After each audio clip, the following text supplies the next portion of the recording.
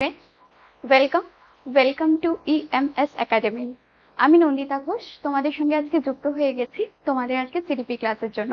তোমরা সকলেই স্ক্রিনে দেখতে পাচ্ছ আমরা কিন্তু আজকে ডব্লিউবি প্রাইমারি টেটের 2024 এর সেশন নিয়ে তোমাদের সামনে হাজির হয়ে গিয়েছি। আমাকে অনেকেই চিনে থাকবে, অনেকেই জেনে থাকবে, কিছু জনের কাছে আমি হয়তো নতুন, তোমাদের কাছে যেমন হয়তো নতুন, এবং তোমরাও আমার কাছে নতুনভাবে পরিচিত হবে। যাই হোক, আগের বছরের পরীক্ষা সম্পর্কে কিছু কথা বলবো এবং নতুন জায়গা থেকে যেহেতু তোমাদের সঙ্গে যুক্ত হচ্ছে সেহেতু দাঁড়িয়ে আর কিছু কথা তোমাদের সঙ্গে আগে বলে নেব, তারপর ক্লাসের দিকে আসবো।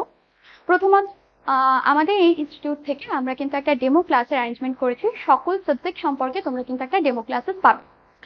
এবার এই ডেমো ক্লাসেস কিসের উপর ভিত্তি করা হবে সেটা যদি তোমরা জানতে চাও, অবশ্যই তোমাদের ডব্লিউবি টেটের উপর হবে। যদি ইন্ডিভিজুয়ালি আমরা সিডিপি কথা বলে থাকি, অবশ্যই তোমরা দেখতে পাচ্ছ এটা CDP class, child development and pedagogy. তো দ্যাটস ওয়াই তোমরা এখানে বুঝতে পারবে আমরা এখানে এমন কিছু জিনিস করাবো যা তোমাদের টেটের থেকে একটু ঊর্ধ্বে। এবার তুমি বলবে যে টেটের পড়াশোনার থেকে আমি ঊর্ধ্বে কেন পড়াশোনা করব? তার একটাই মাত্র রিজন হবে যে West Bengal, you know that West Bengal, তো এখানে টিচিং এক্সাম অ্যান্ড অল যা কিছু আছে সমস্ত কিছুর বাইরে গিয়ে কিছু আমরা কিন্তু করব। সেখানে দাঁড়িয়ে আমাদের ক্লাসেসগুলো তাহলে আজকে থেকে স্টার্ট হচ্ছে। প্রথম আমরা ক্লাসেস স্টার্ট করবো হচ্ছে গিয়ে সিডিপি দিয়ে, এবং পরবর্তী সময় যে ক্লাসেসগুলো হবে সেগুলো বিভিন্ন সাবজেক্ট সম্পর্কে তোমরা পাবে। আর এখানে আমরা অলরাউন্ডার একটা কভারেজ করব, একটা কন্টেন্ট তৈরি করব যেখানে দাঁড়িয়ে তোমাদের শুধুমাত্র ডব্লিউবি টেট নয়, সে সম্পর্কে যেখানে সিডিপি হয়ে থাকে সেটা তোমরা জানো, টিচিং লেভেলের সমস্ত এক্সামের ক্ষেত্রে আমরা ব্যবহার করে থাকি, সেক্ষেত্রে তোমরা প্রত্যেকটা বিষয় কিন্তু এর মধ্যে পাবে। যাই হোক, আমি নন্দিতা ঘোষ। আজকে তোমাদের ক্লাসেস হচ্ছে গিয়ে ডব্লিউবি টেটের child development and pedagogy, and নতুনভাবে তোমাদের সঙ্গে যুক্ত হব, নতুনভাবে কথা হবে এবং সরাসরি ক্লাসে ঢুকে যাব এবং টপিক ওয়াইজ কিছু কথাবার্তা হবে। সেই সম্পর্কে সমস্ত ক্লাস ডিটেলস তোমরা এখান থেকে পরবর্তী সময় পৌঁছে যাবে, এবং পরবর্তী সময় আমরা কিভাবে ক্লাসগুলোকে অ্যারেঞ্জ করছি, কিভাবে তোমরা কোন ডেটে কিভাবে কি কি ক্লাসেস পাবে সেগুলো সমস্ত ক্লাসের শেষে জানিয়ে দেওয়া হবে। অবশ্যই যুক্ত থাকবে, একটু মনোযোগ সহকারে ধৈর্য সহকারে শুনবে কিভাবে কি বোঝাতে চাইছি। এবং নোটসের সংখ্যা আমার ক্ষেত্রে অলওয়েজ আমার স্টুডেন্টরা জানে যে খুবই কম হয়ে থাকে, তো সেখানে দাঁড়িয়ে নোটস যেহেতু কম হয়ে থাকে সেহেতু পড়াশোনার পরিমাণ এবং বোঝার পরিমাণটা অনেক বেশি, যেটা তোমরা অলরাউন্ডার ফিগারে তোমাদের কিন্তু কাজে আসবে। চলো বেশি কথা না বলে এবার কাজে চলে যাই। আমাদের প্রথম টপিক তোমরা সকলেই জেনেছো যে চাইল্ড ডেভেলপমেন্ট আর পেডাগজি সবচেয়ে একেবারে প্রথম যেটা থাকে সেটা হচ্ছে গ্রোথ এবং ডেভেলপমেন্ট। তোমরা যেন সকলেই সেটা জানো, এবং তবু আরো একবার নতুনভাবে যারা নতুন স্টুডেন্ট যুক্ত হচ্ছে, যারা 12-এর পরে আবার বিএড ডিএলএড এবং অন্যান্য কোর্সের সঙ্গে যুক্ত হচ্ছে তাদের জন্য এটা আরো একবার নতুনভাবে, ঠিক আছে? গ্রোথ এবং ডেভেলপমেন্ট কি সকলেই জানো। গ্রোথ কথার অর্থ কি? গ্রোথ কথার অর্থ হচ্ছে গিয়ে আমাদের বৃদ্ধি। গ্রোথ কথার অর্থ কি তাহলে? আমাদের বৃদ্ধি। বৃদ্ধি কিভাবে হয়ে থাকে তোমরা সকলেই জানো। গ্রোথ কথার অর্থ হচ্ছে গিয়ে বৃদ্ধি। যেহেতু বাংলায় আছি আমরা সেহেতু পুরো সাবজেক্টটাই বাংলায় করার চেষ্টা করব, কিন্তু এরকম আছে বিষয় যে পুরো টপিকটা ইংরেজিতে রাখার চেষ্টা করছি। তার একমাত্র কারণ আমাদের প্রথম কোয়েশ্চেন, যারা জানো না তাদেরকে নতুনভাবে যারা যুক্ত হচ্ছে তাদেরকে জানিয়ে রাখি, আমাদের মূল কোয়েশ্চেন কিন্তু তৈরি হয়ে থাকে ইংলিশ ভার্সন। আফটার দ্যাট কিন্তু সেগুলোকে আমরা বাংলা ভার্সনে পেয়ে থাকি, ঠিক আছে? তো মূলত ইংলিশ ভার্সনের ওয়ার্ডগুলো সম্পর্কে, বিশেষ করে চাইল্ড পেডাগজির ক্ষেত্রে আমরা ইংলিশ ভার্সনের ওয়ার্ডগুলো খুব ভালো করে জেনে রাখবো, মাথায় রাখবো, রিমাইন্ড করবো, রিকল করবো, হোয়াট এভার ইট ইজ। আমাদের গ্রোথ কথার অর্থ হচ্ছে গিয়ে বৃদ্ধি এবং ডেভেলপমেন্ট কথার অর্থ হচ্ছে গিয়ে বিকাশ, সেটা আমরা সকলেই জানি। এবার গ্রোথ এবং বিকাশের মধ্যে পার্থক্য থাকে তোমরা সেটা সকলেই জানো, এবং গ্রোথ কি হয় সেই বিষয়টা যদি একটু জেনে নিতে চাও তাহলে তোমাদের আমরা বলবো গ্রোথ হচ্ছে গিয়ে এমন একটা বিষয় যেটা তোমরা শারীরিকগতভাবে মানুষের মধ্যে দেখতে পারবে, ঠিক আছে? তুমি শিশুর মধ্যে দেখতে পারবে, তুমি বাচ্চার মধ্যে দেখতে পারবে, তুমি একটা পশুর মধ্যে দেখতে পারবে, যে কিছু যে কোনো জীবিত বিষয়ে যখন আমরা হাইট বৃদ্ধি হচ্ছি, অর্থাৎ যেটা হচ্ছে গিয়ে শুধু বৃদ্ধি হচ্ছে, যেটা হয়তো ওজন বৃদ্ধি হচ্ছে, যেটা হয়তো হচ্ছে গিয়ে আমাদের সাইজে বৃদ্ধি হচ্ছে, অর্থাৎ আয়তনে বৃদ্ধি হচ্ছে, সেগুলোকে আমরা গ্রোথ বলবো। গ্রোথ তাহলে কি হয়ে থাকে? গ্রোথ হচ্ছে কি এমন একটা বিষয় যেটা তুমি চোখে দেখতে পারবে, সেটা ছোট হচ্ছে না বড় হচ্ছে, আয়তনে চওড়া হচ্ছে নাকি রোগা হচ্ছে, নাকি খাটো হচ্ছে, নাকি ছড়িয়ে যাচ্ছে, হোয়াট এভার ইট ইজ। আমরা মূলত ভাবে শিশুদের ক্ষেত্রে যারা ছোট থেকে বড় হয় তাদেরকে দেখবে তোমরা যে একটা বাচ্চা শিশু যখন ভ্রূণ থেকে আস্তে আস্তে বড় হয় তোমরা দেখো যে হাইটে বাড়ছে, আয়তনে বাড়ছে, ওজনে বাড়ছে।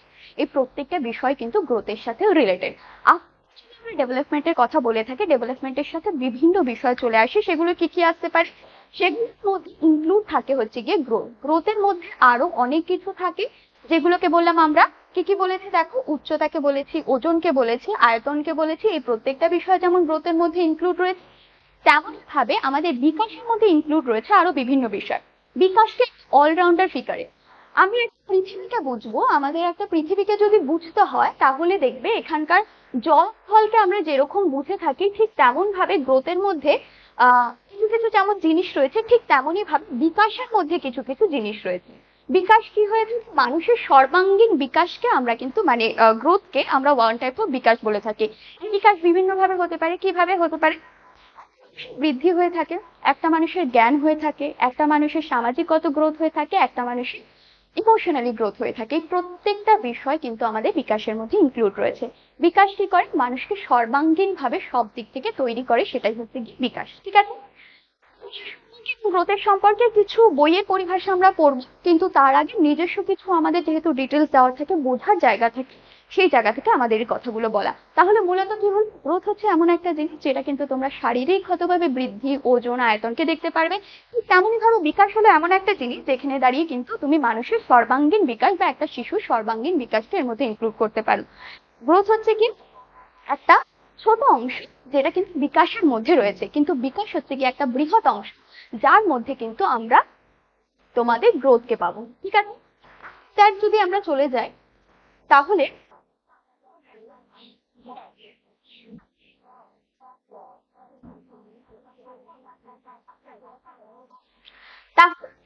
গ্রোথের পরিভাষা বা সংজ্ঞাকে আমরা দেখতে পারবো। এখানে দেখো কি হয়েছে, গ্রোথ হলো বিকাশের একটা অংশ, এর থেকে প্রত্যেকবার তোমাদের কোয়েশ্চেন আসে এবং পরের বারও আসবে। ঠিক আছে, গ্রোথ হচ্ছে কি বিকাশের একটা অংশ যেখান থেকে তোমাদের প্রত্যেকবার কোয়েশ্চেন আসে। 1 নম্বরের কোয়েশ্চেন এখানে তোমরা ধরে রাখো, যেটা এবারও তোমাদের আসবে। ঠিক আছে, তো বিকাশের একটা অংশ অলওয়েজ মনে রাখবে, এটা কাঠামোগত অর্থাৎ স্ট্রাকচারাল হয়ে থাকে এবং একটি নির্দিষ্ট সময় অবধি চলে।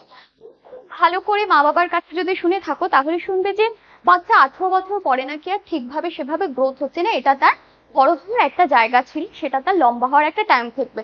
বাবা মারা বলে বাড়িতে যে হচ্ছে কি একটা সময় পরে নাকি আর বৃদ্ধি হয় না, এই তোর 18 বছর হয়ে গেছে, এই তোর 19 বছর হয়ে গেছে, এরপরে আর তুই বড় হবি না, এখনই যা হতে হবে, নইলে দড়ি ঝোল, নইলে এই ঝোল ও ঝোল। এটা কি হয়েছে, এটা তোমার বৃদ্ধির একটা নির্দিষ্ট টাইমকে ডিফাইন করে। ঠিক আছে, বৃদ্ধিকে ইংরেজিতে কিন্তু আমরা গ্রোথ বলে থাকি। দুটোকে খুব ভালো করে শুনবে, বৃদ্ধি এবং বিকাশের মধ্যে প্রথম যারা আমরা শুরু করি তারা কিন্তু ভীষণ রকম কনফিউজ হয়ে যায়। ঠিক আছে, গ্রোথ হচ্ছে এমন একটা জিনিস যেটা কিন্তু তোমার মেজারমেন্টকে ডিফাইন করে, অর্থাৎ পরিমাণকে ডিফাইন করে। ঠিক তেমনই ভাবে যদি বিকাশের কথা বলতে হয়, সেটা কিন্তু তোমাদের গুণগত মানকে অর্থাৎ ডিফাইন করে, সেটাকে হচ্ছে গিয়ে আমাদের কোয়ালিটিকে ডিফাইন করে, কোয়ান্টিটিকে নয়। ঠিক আছে, অলওয়েজ এটা মনে রাখবে।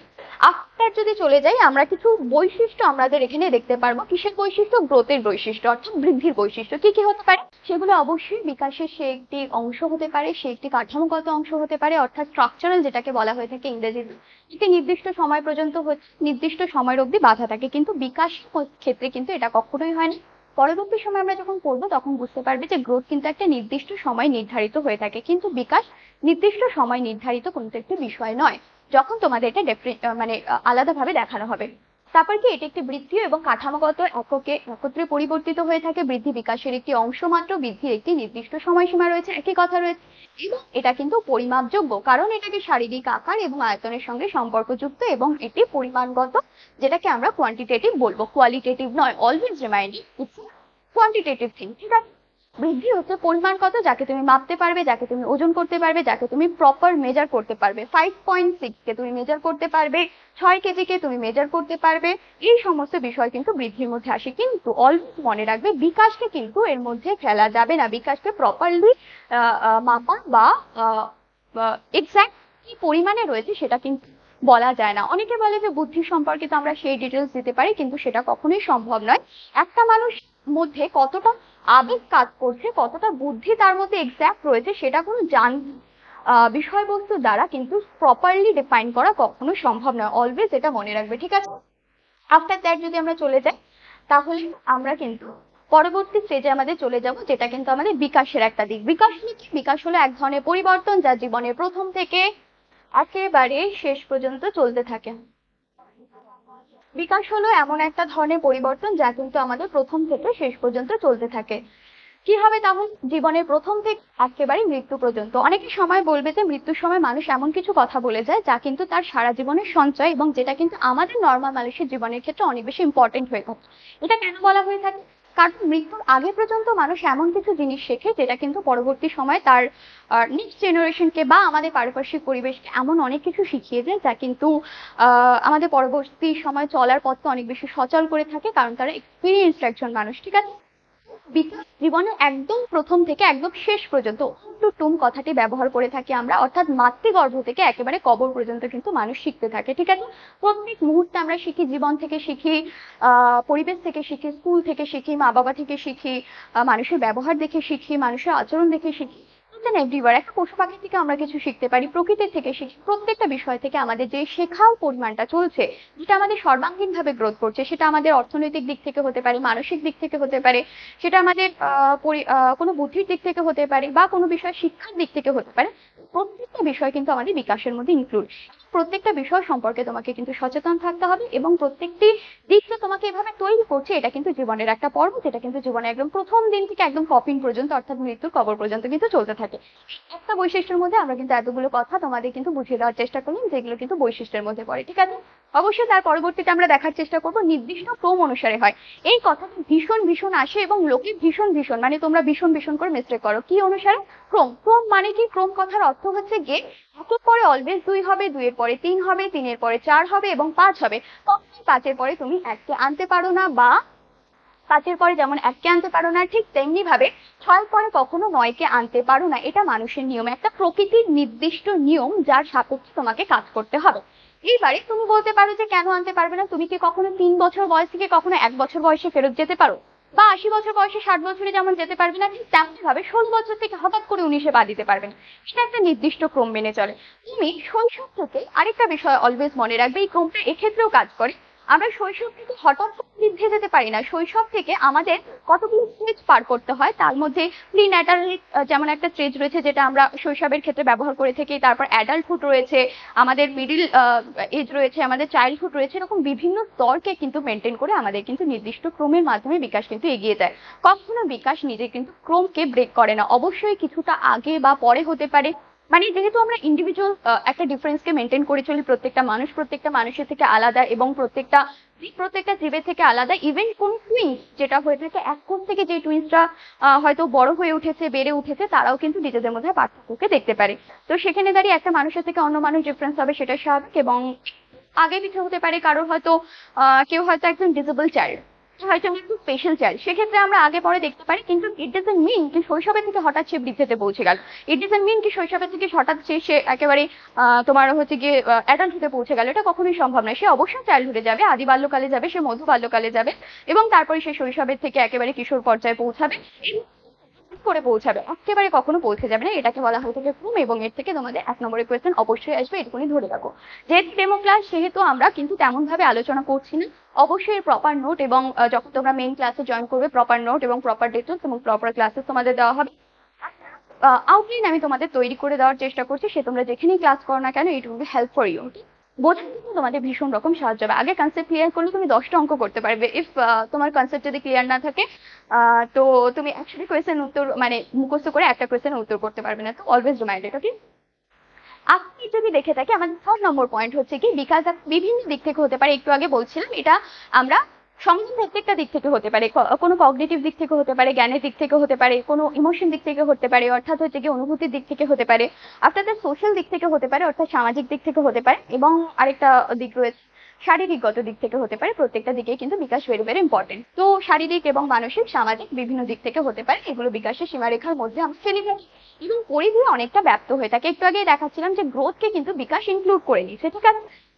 তোমাদের অলওয়েজ মনে রাখবে, বিকাশ হচ্ছে কি এমন একটা জিনিস যেটা কিন্তু গ্রোথ সহ আরো বিভিন্ন বিষয়কে কিন্তু ইনক্লুড করছে, এবং এটা সর্বাঙ্গীন বিষয়। এটা কিন্তু কোনো ইন্ডিভিজুয়াল ছোট ছোট বিষয় নয়। মানে তুমি যোগ শিখলে, ভাগ শিখলে, তুমি গুণ শিখলে, আরো বিভিন্ন জিনিস শিখলে, কিন্তু এই প্রত্যেকটা অঙ্কের মধ্যে পড়ে। বিষয় হচ্ছে গিয়ে আমাদের বিকাশ হচ্ছে গিয়ে সেরকম একটা অঙ্ক যে কিন্তু গ্রোথকে ইনক্লুড করছে, বিভিন্ন পজিটিভ দিককে ইনক্লুড করছে। অবশ্যই এটাও মনে রাখবে, বিকাশ কিন্তু অলওয়েজ পজিটিভ দিকে হয়। ঠিক আছে? কখনোই নেগেটিভ দিকে কিন্তু বিকাশ হয় না। তোমার শারীরিকগত কোনো বিকাশ হওয়ার চেষ্টা করতে চাইছো। তুমি তুমি হয়তো ভীষণ রোগা পাতলা একজন মানুষ, তুমি মোটা হওয়ার চেষ্টা করছো। এবার তুমি খাইয়ের কারণে মোটা হয়ে গেলে, সেটা কখনোই তোমার পজিটিভ দিক নয়, সেটা কিন্তু কখনোই তুমি বিকাশ বলতে পারো না। অবশ্যই সেটা শারীরিক বিকাশ, কিন্তু তুমি এটা বিকাশ বলতে পারো না। তুমি অসুস্থতার কারণে তুমি হেলদি হয়েছো, তুমি কখনো খেয়ে দিয়ে বা প্রপারলি স্লিপ নিয়ে একটা মানে ডিরেক্ট একটা শিডিউল মেনটেন করে তুমি কিন্তু কখনোই একটা ঠিক জায়গায় পৌঁছাওনি। তো সেক্ষেত্রে এটা কিন্তু মনে রাখতে হবে। আফটার দ্যাট যদি আমরা চলে যাই পরের পর্বে আমাদের সিনাপটিক ডেভেলপমেন্ট কাকে বলে, অবশ্যই একটা ডেফিনেশন থাকে ডেভেলপমেন্ট কাকে বলে এবং তার বৈশিষ্ট্যগুলোর ক্ষেত্রে রয়েছে। ডেভেলপমেন্ট হচ্ছে বিকাশের এক ধরনের পরিবর্তন, যা কিন্তু জীবনের প্রথম থেকে একেবারে মৃত্যু পর্যন্ত কিন্তু চলবে। ঠিক আছে, জীবনের প্রথম থেকে একেবারে মৃত্যু পর্যন্ত কিন্তু আমাদের চলবে। ঠিক আছে, একটি নির্দিষ্ট ক্রম অনুসার হয়। একই কথা কিছু দেওয়া রয়েছে, যেগুলো তোমরা তোমাদের পিডিএফ কে তুলে দেওয়া হবে, তোমরা একটু দেখে নেবে পরবর্তী সময়। ঠিক আছে, তারপরের পেজে যদি আমরা চলে যাই, বিকাশ একটা সামগ্রিক প্রক্রিয়া এবং পরিবর্তনের ধারাবাহিক প্রক্রিয়া এবং সারা জীবনব্যাপী চলে, যেটা একটু আগে বলছিলাম, এবং সমস্ত দিক সহজভাবে পরিমাপ করা সম্ভব নয়। বৃদ্ধির মতো একটু আগে যেটা বলছিলাম, মানসিক আবেগ ঠিক কতটা আবেগপ্রবণ হয়ে উঠেছে সেটা কিন্তু তোমার দ্বারা মেজারমেন্ট করা সম্ভব না, কোনো একটা যান্ত্রিক বিষয়বস্তু দ্বারা মেজার করা সম্ভব না।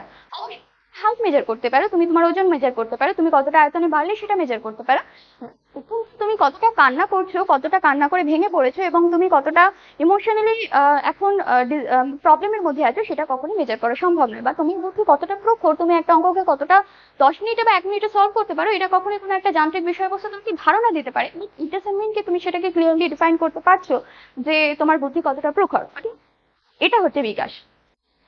তারপরে কিন্তু এটা অবশ্যই গুণগত, অলওয়েজ মনে রাখবে এটা কিন্তু গুণগত। ঠিক তেমনই ভাবে বৃদ্ধি কিন্তু আমাদের ছিল পরিমাণগত। ঠিক আছে, এটা কোয়ান্টিটেটিভ এবং কোয়ালিটেটিভ। যখন এটার কোয়েশ্চেনে, এটা আগের বার একটা কোয়েশ্চেন এসেছিল, মেবি 2022-এর কোয়েশ্চেনে বা তার আগের একটা কোয়েশ্চেন এসেছিল, বিকাশকে যখনই তোমাকে বিকাশকে দেওয়া হবে কোয়ালিটেটিভ এবং কোয়ান্টিটেটিভ, যখন ইউ হ্যাভ টু অপশন, দেন তুমি সবসময় এই দুটো অপশনের সাথেই যাবে। তো যদি তোমার ক্ষেত্রে দেখা যায় একটি মাত্র অপশন আছে, হয়তো তোমাকে দেখা গেল যে আমাদের কোয়ালিটেটিভ এর ক্ষেত্রে দিয়েছে, অর্থাৎ গুণগতের ক্ষেত্রে দিয়েছে। যদি গুণগত থাকে শুধুমাত্র অপশনের ক্ষেত্রে, যদি আলাদা আলাদা করে দুটো দেওয়া থাকে, অবশ্যই সেটা গুণগতর সাথে যাবে।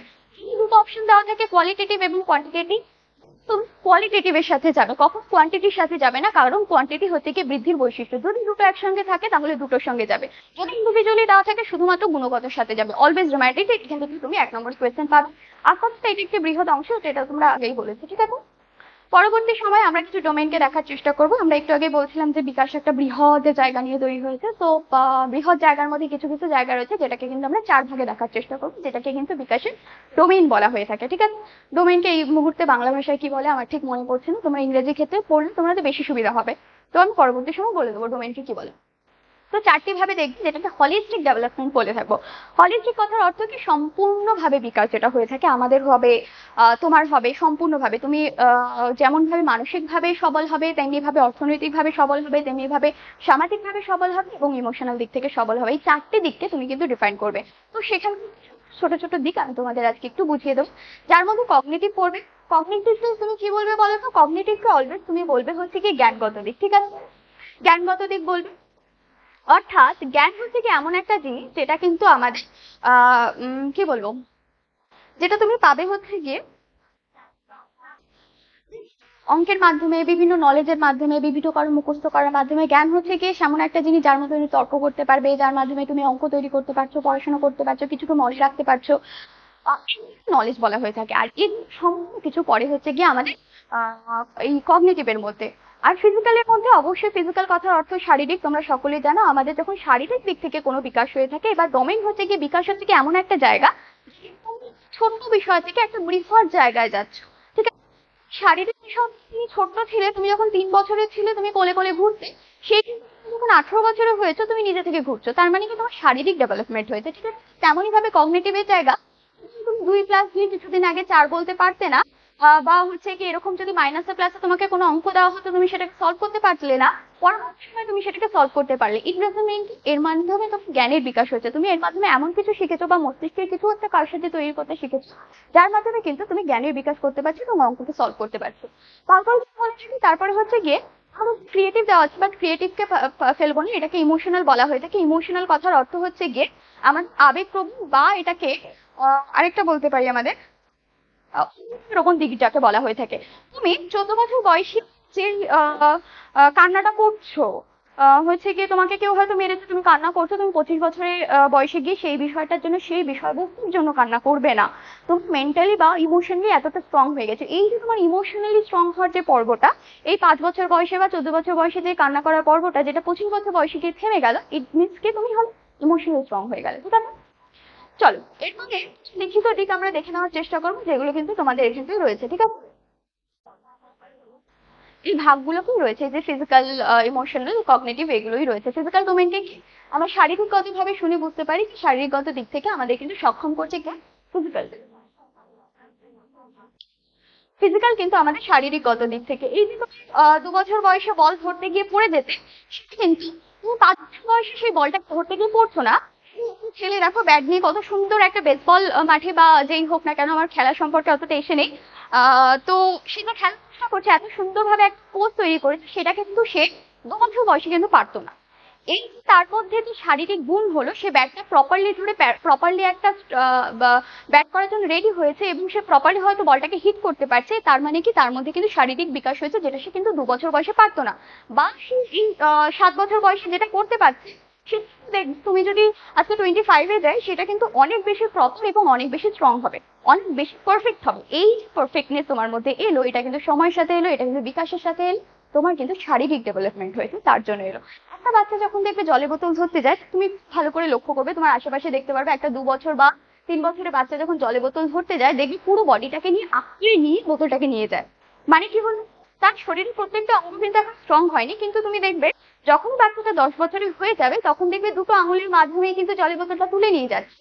এর মানে কি হল, 2 বছর বয়সে যে স্ট্রংনেসটা তার হাতের আঙুলের মধ্যে আসেনি, সেটা কিন্তু 10 বছর বয়সে এসেছে। তার মানে কি হল, সে শারীরিকগতভাবে বিকাশ হয়েছে, ঠিক আছে? আমরা আরেকটা বিকাশের অঙ্গকে পড়ে নেওয়ার চেষ্টা করব। তারপরে কগনিটিভকে আমরা সবসময় সামনে রাখি, কিন্তু আমি পরবর্তীতে রেখেছি অলওয়েজ নলেজের কথা বলি। ধরনের এই যে মানসিক ধরনের কোনো সচলতা হোক না কেন, সেটা কল্পনা হোক না কেন, সেটা অঙ্ক করা হোক না কেন, কোনো ধরনের নলেজ হোক না কেন, সমস্ত কিছু কিন্তু আমাদের কিসের মধ্যে পড়ে, দৃষ্টিভঙ্গি হোক না কেন, যে কোনো ধরনের ভাবনা চিন্তা, রিজনিং হোক না কেন, থিঙ্কিং হোক না কেন, ম্যাথামেটিক্স হোক না কেন, ইট ইজ কি হোক না কেন, যেগুলোর মাধ্যমে তুমি ইভেন কাকু কাকিমারা যে তর্ক বিতর্ক করছে, তোমার নামে সমালোচনা করছে, তার ব্রেনকে যে খাটাচ্ছে, যেখানে তোমার ব্রেন খাটছে, ইট মিনস কি তোমার কি হচ্ছে বলো, কগনিটিভ বিকাশ হচ্ছে, ঠিক আছে? সেটা কাকু কাকিমারও হতে পারে, তোমারও হতে পারে, তুমি যেভাবে নেবে আর কি।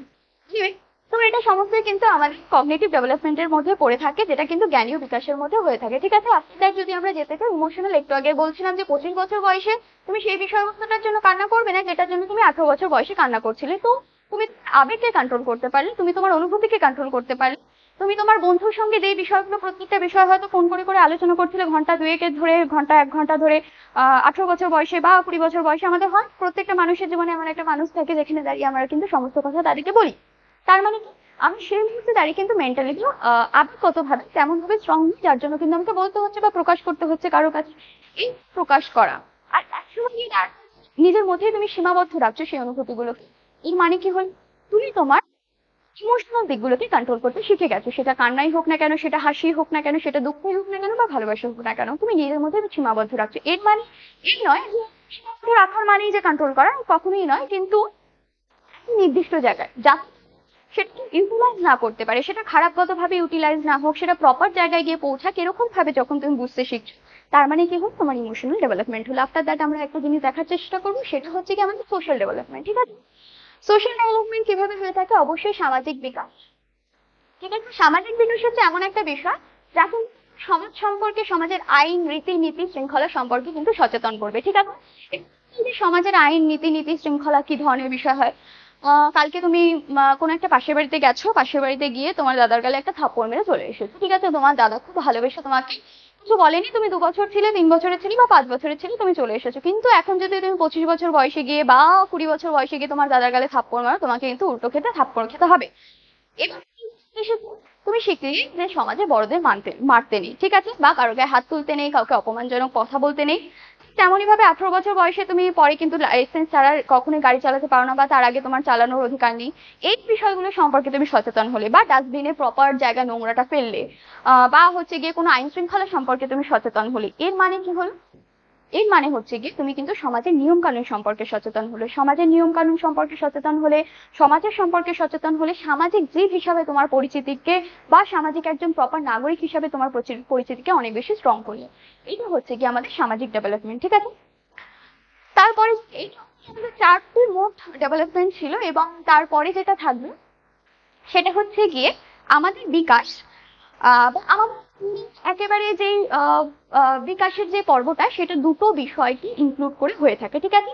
আমি তোমাকে বলে রাখি, সোশ্যালের মধ্যে বিভিন্ন বিষয় রয়েছে, কগনিটিভের মধ্যে বিভিন্ন ছোটখাটো বিষয় রয়েছে, ফিজিক্যালের মধ্যে তোমরা জানবে যে ছোটখাটো বিষয় রয়েছে, যেমন সেফেলোকর্ডাল বলে থাকি, প্রক্সিমোডিস্টাল ডেভেলপমেন্ট বলে থাকি।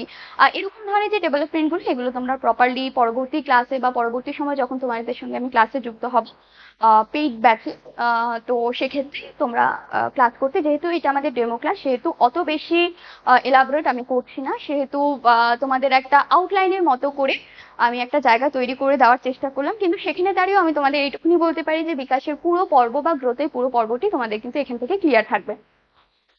তো আরো ইম্পর্টেন্ট এবং ছোট বিষয়, এবং তারপর ম্যাচুরিটি থাকবে, এবং তারপরে আমাদের ক্লাসের আউটলাইন একটা তৈরি করবো, যেখানটা তোমাদের দেখিয়ে দেবো, তোমাদের সুবিধা হবে বুঝতে আমরা কিভাবে ক্লাস নিয়ে এগোবো, ঠিক আছে। বিকাশ আমরা মূলত দুটো বিষয়কে ইনক্লুড করে তৈরি করে থাকি, সেটা হচ্ছে কি আমাদের ওপরেই দেখছো লেখা আছে, একটা হচ্ছে কি বংশগতি, আরেকটা হচ্ছে কি পরিবেশ, ঠিক আছে। বংশ যেটাকে আমরা বলে থাকি হেরিডিটি। হেরিডিটি কথার অর্থ কি? হেরিডিটি কথার অর্থ হচ্ছে গিয়ে যেটাকে আমরা জিন বলে থাকি, ঠিক আছে। এটাকে কি বলে থাকি? জিন বলে থাকি। এই জিন কি করে আসছে? তোমার বাবা মার সাপেক্ষে আসছে, বা তোমার দাদু দিদা বা বংশগতি তুমি যে পরিবার থেকে বিলং করছো তার মধ্যে আছে। এমন একটা জিনিস যেটাকে কিন্তু পরিবর্তন করা যায় না। তোমার চুলের রং, চোখের রং, তোমার আকার, তোমার হাইট, এগুলো কিন্তু মূলত আসে হচ্ছে গিয়ে আমাদের বংশগতি থেকে বা জিন থেকে, যেটাকে বলা হয় থাকে হেরিডিটি। তেমনই ভাবে আরেকটা বিষয় আসে, সেটা হচ্ছে কি পরিবেশ, যেটাকে কিন্তু আমরা বলে থাকি এনভায়রনমেন্ট। এনভায়রনমেন্ট হচ্ছে কি সেই বিষয়টা যেটা তোমার চারপাশে একটা সারাউন্ডিং এ রয়েছে। তোমার পরিবেশ তোমাকে অনেক কিছু শেখায়। তুমি একজন তুমি 4-5 জন ভালো ছেলে মেয়ের সঙ্গে থাকো, কোনো এডুকেটেড পাড়ায় থাকো। এডুকেটেড পাড়া বলতে কি তোমার চারপাশে সবাই এস্টাবলিশ একটা ফ্যামিলি থেকে বিলং করছে বা ভালো জব করছে। তোমার তখন ঠিক লেভেল কি পৌঁছাবে যে না আমাকে ওরকম কিছু একটা করতে হবে, আমাকে টিচার হতে হবে, আমাকে হচ্ছে গিয়ে প্রপার একজন উকিল হতে হবে, প্রপার একজন এই হতে হবে, হোয়াট এভার ইট ইজ, যাই হোক না কেন নিজেকে এখন ভালো জায়গায় দেখতে চাইছো, সমাজের একজন প্রতিষ্ঠিত ব্যক্তি হিসেবে দেখতে চাইছো। তার মানে কি তোমার এখানে কিন্তু তোমার প্রকৃতি কাজ করেছে। তোমার বাড়িতে এরকম এডুকেশনালি স্ট্রং নয়, যেখানে দাঁড়িয়ে কিন্তু তুমি একটা জায়গা এরকম তৈরি করবে যেখানে দাঁড়িয়ে কিন্তু তোমাদের হচ্ছে কি সমাজে একজন প্রতিষ্ঠিত মানুষ হিসাবে বা তথাকথিত যাকে এলিট পরিবার বলা হয়ে থাকে সেখান থেকে তুমি আসনি। তো সেক্ষেত্রে তুমি সত্য হয়ে যাবে যে আমি এত সুন্দর একটা পরিবেশে হয়তো তুমি পড়াশোনা করতে এসে তার মতো করে গড়ে তুলবে। তার মানে কি তোমার মধ্যে পরিবেশ কাজ করলো। তো বিকাশের জন্য দুটোই ভীষণ রকম এফেক্টিভ। কখনো 50-50 নয়, অলওয়েজ মনে রাখবে কখনোই সেটা 50-50 নয়। 50+50 অনেকে বলে যে ভাগ করে দিলাম, দুটোই ডিভাইডেশন। কারোর ক্ষেত্রে পরিবেশের এফেক্ট বেশি থাকে, কারোর ক্ষেত্রে বংশগতির এফেক্ট বেশি থাকে, ঠিক আছে। এই দুটো মিলে কিন্তু আমাদের বিকাশ তৈরি হয়ে থাকে, ঠিক আছে।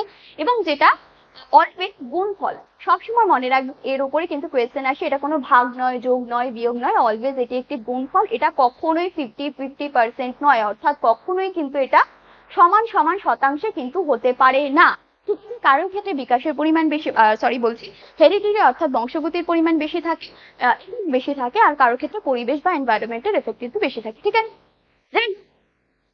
তো আমাদের পরিবেশের ক্ষেত্রে, ঠিক আছে, মানে মিথস্ক্রিয়ার ক্ষেত্রে এটা একটা মিথস্ক্রিয়া বলা হয়ে থাকে বাংলায়। এই দুটোর ক্ষেত্রে কিন্তু বিকাশ তৈরি হয়ে থাকে।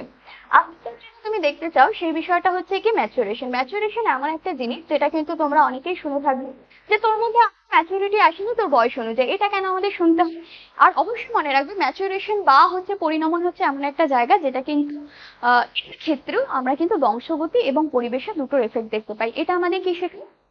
এমন একটা জিনিস দেখি কেউ যে 25 বছর বয়সে তেমন একটা বেশি বোঝদার হয় না। কেউ হয়তো 20 বছর বয়সে পরিবেশের এফেক্টে বা তার বংশগতির কারণে সে হয়তো অনেক বেশি এগিয়ে রয়েছে, তার জন্য সে কিন্তু বুঝতে পারে। এই বোঝার ক্ষমতা তার মধ্যে কারো ক্ষেত্রে পরিবেশের এফেক্ট করতে পারে, কারো ক্ষেত্রে বংশগতি এফেক্ট করতে পারে। কিন্তু এমন কিছু বোঝার ক্ষমতা থাকে যেটা সময়ের সাপেক্ষে, যেটা কিন্তু সময়ের উপর ভিত্তি করে মানুষের মধ্যে কিন্তু আসে। একজন বাচ্চা হয়তো 20 বছর বয়সে যেটা বুঝলো না সেটা 21 বছর বয়সে গিয়ে হঠাৎ করে বুঝে গেল। এবার কেন হচ্ছে সেটা? তার কারণ হচ্ছে কি পরিণমন বা ম্যাচুরেশন, ঠিক আছে। এই ম্যাচুরেশন কিন্তু সবসময় এমন একটা জিনিস যেটা কিন্তু অনেকে বলবে, দেখবে আমাদের চারপাশে অনেক লোককে বলতে শুনবে যে তোর মধ্যে এখনো সেই বিষয়টা আসেনি। এই যে সেই বিষয়টা যেটা শুধুমাত্র সময় সাপেক্ষে আসছে, যেটা শুধুমাত্র তোমার বংশগতির সাপেক্ষে আসছে না, বা হঠাৎ করে পরিবেশে এফেক্ট করে দিলে আসলো না, তোমার মধ্যে দুটোর মধ্যে এমন কিছু ক্রিয়া করলো তারপরেই আসলো, এটা হচ্ছে গিয়ে ম্যাচুরেশন। ম্যাচুরেশনের উপর তেমন কোয়েশ্চেন আসে না, তবু ম্যাচুরেশনের ধারণাটা আমরা তোমাকে দিয়ে রাখলাম, ঠিক আছে? আই থিঙ্ক এই অবধি ছিল তোমাদের ইসের ক্লাসটা। আমাদের এই অবধি ছিল বিকাশ এবং আমাদের গ্রোথের যেই পর্বটা ছিল সেটা। আমি জানি আমি খুব ফাস্ট পড়াই, ঠিক আছে? তোমরা একটু স্লো করে নিয়ে দেখতে পারো, বা হচ্ছে তোমরা এক্ষেত্রে করতে পারো হচ্ছে গিয়ে একটু কেটে কেটে দেখতে পারো, ঠিক আছে? তো আউটলাইন তৈরি করে দেওয়া হোক বিকাশ এবং বৃদ্ধি সম্পর্কে, আশা করি সেটা তোমাদের পক্ষে ভীষণ রকম এফেক্টিভ হবে। কেউ যদি একেবারে বুঝতে না পারো, সেকেন্ড টাইম একটু দেখে বোঝার চেষ্টা করবে। অবশ্যই আমি মনে করছি যে আমি এতটাই সহজ সরল ভাষা এবং উইদাউট নোট ওরিয়েন্টেড পড়ে তোমরা কিন্তু বুঝতে পারবে সেক্ষেত্রে। তো এই হচ্ছে কি আমাদের মূলত বিকাশ বৃদ্ধি পরিণমন, একদম প্রথম টপিকটা আমি তোমাদের দেখিয়ে দেওয়ার চেষ্টা করবো, এবং যেটা দেখাবো সেটা হচ্ছে কি আমাদের একটা আউটলাইন, যেটা কিন্তু তুমি আমাদের একাডেমির সঙ্গে যুক্ত হলে প্রপারলি ভাবে এগিয়ে যাবে। তোমাদের একটা 6 মাসের আমরা একটা সেশন রাখার চেষ্টা করি এবং তার মধ্যে একটা গ্রুপ রাখার চেষ্টা করবো, সেটা পরবর্তী সময় তোমরা জানতে পারবে। সেখানে জয়েন হলে তোমরা আমাদের সঙ্গে প্রপারলি নোট এবং প্রপারলি ক্লাস, এবং আশা করছি আর অনেক বেশি এফেক্টিভফুল হবে বলে আমি আশা রাখছি। আমার স্টুডেন্টসরা যদি দেখে থাকো অবশ্যই সেখানে আশা করি তোমরা যুক্ত হবে। আমরা এখান থেকে একটা আউটলাইন দেখানোর চেষ্টা করবো, যেটা কিন্তু প্রপারলি তোমাদের সিলেবাস ওয়াইজ হবে, এবং সেটা কয়েকটা ক্লাসে বিভাগ করে দেওয়া হয়েছে, ঠিক আছে? কটা ক্লাস নেব এখানে মূলত দেওয়া রয়েছে, দাঁড়াও। এখানে আমরা মূলত 6 মাসের মাধ্যমে 27 ক্লাসেস নেব, ঠিক আছে? আমি মূলত নেব, আমি আমার ক্ষেত্রে বলছি। আর হচ্ছে গিয়ে, এবং দেখতে পাচ্ছ এখানে একটা আউটলাইন তৈরি করে দেওয়া হয়েছে। তোমরা যারা যুক্ত হবে এই আউটলাইনটি প্রপারলি ডেট এবং টাইম অনুযায়ী তোমাদের কিন্তু আউটলাইনটি দিয়ে দেওয়া হবে, ঠিক আছে? তো প্রথম টপিকটা হচ্ছে গিয়ে গ্রোথ এবং ডেভেলপমেন্ট, যেটা কিন্তু আমরা একটু আগে দেখানোর চেষ্টা করলাম। অবশ্যই এটা একটা ডেমোনস্ট্রেশন, এটা তোমাদের ক্লাসের মধ্যে আমরা ইনক্লুড করছি না। তো যখন ইনক্লুড করবো তখন তোমাদের প্রপারলি আরো বেশি তথ্য দিয়ে আরো বেশি প্রপারলি সেটাকে গাইড করে দেওয়ার চেষ্টা করবো। সেটা হচ্ছে গ্রোথ এবং ডেভেলপমেন্ট ফার্স্ট ক্লাস হবে। আফটার দ্যাট আমরা ডোমেন্স এর উপর ক্লাস রাখবো, যেটা বলছিলাম যে 4টে ডোমেন আমি নর্মালি বললাম, কিছু কিছু আরো বিষয় থাকবে যেগুলো পরবর্তী সময় ইনক্লুড হবে, ঠিক আছে? যে রয়েছে তোমরা জানো, বহুলবার ভাইভ হচ্ছে ভেরি ভেরি ইম্পর্টেন্ট। সেটা সিটেট হোক না কেন, ডাব্লিউবি টেট হোক না কেন, যে কোনো টিচিং লেভেলে এক্সাম হোক না কেন, এগুলো সমস্ত তোমাকে জানতে হবে। তোমরা যদি না জেনে থাকো, দেখবে কিছু পরবর্তী সময় আপার প্রাইমারি ক্ষেত্রে 11-12 যে কোনো ক্ষেত্রে তোমার এই সিডিপি ক্লাসগুলো ভীষণ ভীষণ রকম এফেক্টিভফুল হবে। তোমরা এখন অনেকেই বাইরের স্টেটে পরীক্ষা দিতে যাচ্ছ, জানো যে টিচিং অ্যাপটিটিউড কতটা বেশি ইম্পর্টেন্ট। সো সিডিপির বিষয়টা কি সকলে পড়তে হবে যারা টিচিং লাইনে যেতে চাইছো। অবশ্যই টিচিং লাইনের মতো বেস্ট কিছু হতে পারে না, বাট আমাদের এখানে যেহেতু প্রবলেমেটিক একটা সিচুয়েশনে চলছে, সেক্ষেত্রে বলবো শুধুমাত্র এখানে কেন আটকে রয়েছে, আরো পরবর্তী সময়ে বিভিন্ন জায়গায় যুক্ত হতে পারো, প্রচুর অপশনস রয়েছে। আমরা বাঙালিরা, মূলত বাঙালি আমি নিজেও, সেক্ষেত্রে আমরা দেখে থাকি আমরা স্টুডেন্টসরা না ভীষণ রকম সীমাবদ্ধতার মধ্যে ভুগি, যে আমাকে এর মধ্যেই করতে হবে, এইটুকুনির মধ্যে আমার সীমাবদ্ধতা। কিন্তু যদি তুমি একটুখানি চোখ খুলে একটু বাইরের দিকে যাওয়ার চেষ্টা করো, তাহলে দেখতে পারবে যে কত বেশি অপশন তোমার কাছে রয়েছে। তুমি সিটেটের কোয়ালিফাইয়ের জন্য এই যে ক্লাসটা রয়েছে, তুমি সিটেটের জন্য কোয়ালিফাই করতে পারো এইটুকুনি সিলেবাসের মধ্যে। তো এরকম প্রচুর বিষয় আছে যার মধ্যে ইনক্লুড করা রয়েছে। যাই হোক, এই সমস্ত কথা পরবর্তী সময় বলা হবে। অবশ্যই সোশ্যালাইজেশন, অবশ্যই মানে হচ্ছে গিয়ে সামাজিক একটা বাদ রয়েছে, তারপর একটা ফিডব্যাক সেশন রয়েছে। অর্থাৎ অল ওভার যে ক্লাসগুলো তুমি 6টা ক্লাস করলে, তার মধ্যে তুমি ফিডব্যাক দেবে, তুমি কোথায় বুঝতে পারছো এবং কোথায় বুঝতে পারছো না, তার উপর একটা ক্লাসেস হবে, যেখানে দাঁড়িয়ে তোমার একটা ছোট্ট করে একটা এক্সামের সেশন কিন্তু আমি নেওয়ার চেষ্টা করবো, ঠিক আছে? এটা ছিল তোমাদের প্রথম কাজ। তারপরে যেটা আছে, বিভিন্ন ধরনের থিওরি। তোমরা জানো শিক্ষার ক্ষেত্রে বিভিন্ন শিক্ষণের থিওরিজ রয়েছে, তার মধ্যে আমরা থর্নডাইককে পাবো, প্যাভলভকে পাবো, আরো বিভিন্ন ধরনের মানুষজনকে পাবো। ইন্ডিভিজুয়াল ডিফারেন্সেস একটু আগে বলছিলাম। লার্নার, যেগুলো আমাদের ব্যাকগ্রাউন্ডে ডাইভার্স জায়গা থেকে আমাদের বিভিন্ন লার্নার্সরা আসে, তাদের সম্পর্কে আমরা পড়বো। তারপরে অবশ্যই একটা ফিডব্যাক সেশন। তারপরে যেহেতু আমাদের 5-6টা ক্লাস আবার শেষ হয়ে যাচ্ছে, সেক্ষেত্রে তোমরা সেক্ষেত্রে ফিডব্যাক এবং একটা এক্সামের একটা ইসে থাকবে, জেন্ডার থাকবে, জেন্ডারের মধ্যে বিভিন্ন জিনিস থাকবে, জেন্ডার স্টিরিওটাইপ থাকবে, যেটা ইকুয়ালিটি থাকবে, আরো বিভিন্ন বিভিন্ন বিষয় থাকবে, যেগুলোর সঙ্গে তোমরা পরবর্তী সময় আরো বেশি পরিচিত হবে। আপনাদের লার্নিং থাকবে, লার্নিং থিওরিজ, প্যাভলভ, থর্নডাইক, গ্যাস্টল্ড, এগুলোর বিষয় রয়েছে, এবং concept of child centric education, এগুলো ভীষণ ভীষণ ইম্পর্টেন্ট। তোমাদের সিটেট হোক, ডাব্লিউবি টেট হোক, যে ধরনের স্টেট হোক না কেন, সমস্ত ক্ষেত্রে কিন্তু ইম্পর্টেন্ট। এবং প্রগ্রেসিভ এডুকেশন, অর্থাৎ প্রগতিশীল শিক্ষা, লার্নার সেন্টার এডুকেশন, যেটাকে ছাত্র এখনকার দিনে চাইল্ড সেন্ট্রিক এডুকেশন বলা হয়ে থাকে। Child centric education, teaching meaning, যেটা তোমাদের এখন ডাব্লিউবি বলছে কেন, এখন বিহার টেটের ভীষণ ভীষণ ইম্পর্টেন্ট হচ্ছে কি টিচিং অ্যাপটিটিউড, সেখানে এখানে ইনক্লুড করা হয়েছে টিচিং মিনিং, তোমাদের ডাব্লিউবি টেটেরও সিলেবাসে রয়েছে, তার জন্য আমি আরো বললাম। এবং বিভিন্ন ধরনের টিচিং এর লেভেল। তারপর অবশ্যই একটা ফিডব্যাক সেশন থাকবে, যেখানে দাঁড়িয়ে তোমরা তোমাদের ফিডব্যাক দেবে, আমি তোমাদের ফিডব্যাক দেবো, মানে আমি আমার মতো করে তোমাদের জন্য ফিডব্যাক দেবো। আফটার দ্যাট আমাদের লাস্ট একটা যেখানে আছে সেটা হচ্ছে কি কনস্ট্রাকটিভিজম, যেটাকে আমরা সৃজনশীলতা বা নির্মিতিবাদ বলে থাকি, এরকম একটা জায়গা রয়েছে। এবং মোটিভেশন এবং ম্যাথড থিওরি সকলেই জানো সেটা কতটা ইম্পর্টেন্ট, এবং তার পরবর্তী সময় টিচিং মেথডস রয়েছে, কিভাবে আমরা পড়াবো, লেকচার মেথডে পড়াবো, প্রবলেম সলভিং মেথডে পড়াবো, আমরা ডেমনস্ট্রেশন মেথডে পড়াবো, নাকি আরো বিভিন্ন যত মেথড রয়েছে সেই মেথডগুলোতে পড়াবো, কোনটা চাইল্ড সেন্ট্রিক মেথড, কোনটা টিচার সেন্ট্রিক মেথড, এর উপর প্রত্যেকবারই কোয়েশ্চেন আসে, সক্রেটিস মেথড কোনটা, এগুলো পড়বো। তারপর মাইক্রো টিচিং স্কিল, এটা হচ্ছে গিয়ে টিচিং অ্যাপটিটিউডের মধ্যে পড়ে, যেটা কিন্তু WB টেটে রয়েছে। মাইক্রো টিচিং হচ্ছে গিয়ে যেখানে তোমরা সূক্ষ্ম মানে ছোট টিচিং করে থাকো, যেটা কিন্তু তোমরা বিএড এর সময় শিখেছো, যেটা কিন্তু এখনকার দিনে বিএড স্টুডেন্টরা সমস্ত জায়গায় প্রাইভেট করে নিয়েছে, তার জন্য বুঝতে পারে না হয়তো, কিন্তু পরবর্তী সময় তোমরা যখন যে সেশনগুলো শুরু হচ্ছে তুমি বুঝতে পারবে যে তোমাদের এই শেখাটা কতটা ইম্পর্টেন্ট। এই জন্য যারা কলেজে ভর্তি হচ্ছে একটা প্রপার কলেজে এবং প্রপার বিএড করে এবং পড়াশোনা করো, কারণ সেটা ইম্পর্টেন্ট, ঠিক আছে।